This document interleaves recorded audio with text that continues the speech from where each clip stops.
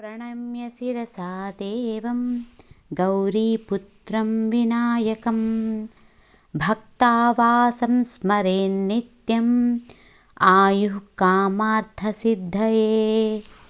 प्रथमं वक्रतुण्डं च एकदन्तं द्वितीयकं तृतीयं कृष्णपिङ्गाक्षं गजवक्त्रं चतुर्थकं लम्बोदरं पञ्चमं च षष्ठं विकटमेव च सप्तमं विघ्नराजं च धूम्रवर्णं तदाष्टमं नवमं बालचन्द्रं च दशमं तु विनायकम् एकादशं गणपतिं द्वादशं तु गजाननं द्वादशैतानि नामानि त्रिसन्ध्यः पठेन्नरः न च विघ्नभयं तस्य।